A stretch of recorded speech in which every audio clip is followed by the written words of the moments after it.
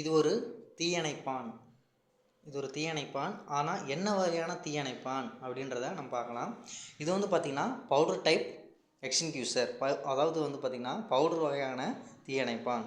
இதை நம்ம படிக்காதவங்களும் எப்படி தெரிஞ்சுக்கலாம்னு வந்து பார்த்தோம்னாக்கா, ப்ளூ கலர் கோடு கொடுத்துருக்காங்களா, ப்ளூ கலரில் ஸ்டிக்கர் ஒட்டிருக்காங்களா, ப்ளூ கலர் கோடு கொடுத்துருந்தாங்கனாவே வந்து பார்த்தோம்னாக்கா இது பவுடர் டைப் எக்ஸ்டிங்க்யூஷர்ன்றதை படிக்காதவங்களும் தெரிஞ்சுக்கலாம். சரிங்களா? இப்போ வந்து பார்த்தோம்னா ஃபஸ்ட்டு எடுத்தோடனே எந்த ஒரு ஃபயர் சிலிண்டராக இருந்தாலும் நம்ம வந்து ஃபஸ்ட்டு என்ன பண்ணணும், நீடியில் வந்து பார்த்திங்கன்னா க்ரீன் ஏரியாவில் இருக்கா இல்லையான்னு செக் பண்ணணும். ப்ரெஷர் கேஜ் கொடுத்துருக்காங்களா, இந்த ப்ரெஷர் கேஜில் வந்து பார்த்திங்கனாக்கா இந்த ப்ரெஷர் லெவலில் வந்து பார்த்திங்கன்னா ரெட் ஏரியா கொடுத்துருக்காங்க, க்ரீன் ஏரியா கொடுத்துருக்காங்க, எகைன் ரெட் ஏரியா கொடுத்துருக்காங்க. அதாவது வந்து பார்த்திங்கனாக்கா நீடியில் வந்து க்ரீன் ஏரியாவில் இருந்துச்சுன்னா அது வந்து பார்த்திங்கன்னா ப்ரெஷர் லெவலு குட் கண்டிஷனில் இருக்குன்னு தெரிஞ்சுக்கலாம். அதே போல் நீடியில் வந்துட்டு டவுன் ஏரியாவில் ரெட் ஜோனில் இருந்துச்சுன்னா என்ன சொல்லுவாங்க, இது வந்து ப்ரெஷர் டவுன் சொல்லுவாங்க. இன்கேஸ் இந்த ப்ரெஷர் லெவல் வந்து பார்த்திங்கனாக்கா இன்னொன்று ஃபுல் லெவலில் வந்து இன்னொரு ரெட் இருக்குது பார்த்திங்களா, தேர்டாக அந்த ரெட்டுக்கு போச்சுனாக்கா ப்ரெஷர் வந்துட்டு மிக அதிகமாக இருக்குது அப்படின்னு சொல்லுவாங்க. சரிங்களா?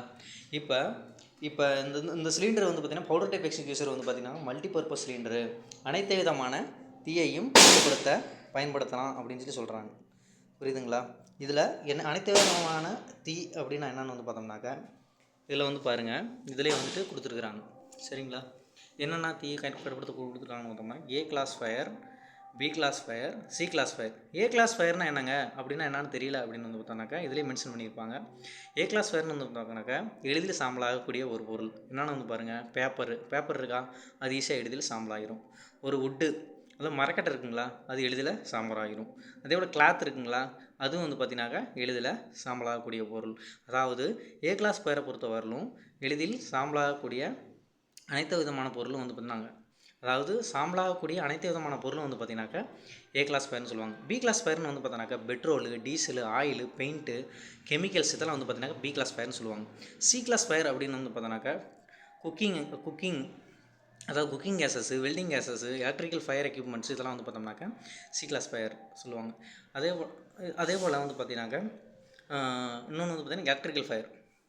இது வந்து மல்டிபர்பஸ். இது எலக்ட்ரிக்கல் ஃபயரை பொறுத்தவரையில் என்னென்னா, ஒரு எலக்ட்ரிக்கல் எக்யூப்மெண்ட்டு, அதாவது ஒயர்ஸ் இருக்குல்ல ஸ்டாக் பண்ணியிருப்பாங்க, அதெல்லாம் வந்து எரியும் போது வந்து பார்த்தீங்கன்னாக்கா தாராளமாக இந்த ஃபயர் எக்ஸ்டிங்க்யூஷரை வந்து பயன்படுத்தி நம்ம அணைக்கலாம். சரிங்களா? இதை எப்படி வந்து பயன்படுத்தலாம் அப்படின்னு வந்து பார்த்தோம்னாக்கா, ஃபஸ்ட் எடுத்தோடனே இதில் வந்து பார்த்திங்கனாக்கா ஃபஸ்ட்டு இதில் வந்து பார்த்திங்கனாக்கா ஒரு பின் கொடுத்துருப்பாங்க, அதாவது வந்து பார்த்திங்கன்னா லாக் பண்ணியிருப்பாங்க. லாக் பண்ணதை ஃபஸ்ட் ரிமூவ் பண்ணிடுறோம். ரிமூவ் பண்ணிவிட்டு இதில் வந்துட்டு சேஃப்டி பின் போட்டு சீல் பண்ணியிருக்காங்க. இந்த சீலை ஃபஸ்ட்டு ரிமூவ் பண்ணுறோம். அதுக்கடுத்து அடுத்து என்ன பண்ணியிருக்காங்கன்னா சேஃப்டி கார்டு வச்சுருக்காங்க, பிளாஸ்டிக் கார்டு வச்சுருக்காங்களா, இதை ரிமூவ் பண்ணிடுறோம். அப்புறம் என்ன செய்கிறோன்னா, இது ஓஸுங்களா, சரிங்களா, இதில் வந்து பார்த்திங்கன்னா லிவர். சரிங்களா? ஃபயர் பிளேஸுக்கு போனதுக்கப்புறம் அதாவது 4 to 5 அடி தள்ளி நின்றுட்டு, அதாவது லிவரை ப்ரெஸ் பண்ணோன்னா ஆட்டோமேட்டிக்காக ப்ரெஷர் ரிலீஸ் ஆகி அதாவது ஃபயர் கட் ஆஃப் ஆகும். இன்னொன்று வந்து பார்த்தோம்னாக்கா 3 to 4 அடி தீ எரிகிற பக்கத்தில் அடிபாகத்தில் வந்துட்டு தீ எரிகிறதுக்கு அடிபாகத்தில் வந்துட்டு அணைச்சி கட்டுப்படுத்தணும். புரிஞ்சுங்களா? இன்னொன்று என்ன பண்ணியிருக்காங்க, ஒவ்வொரு மெத்தடையும் இதிலே கொடுத்துருப்பாங்க.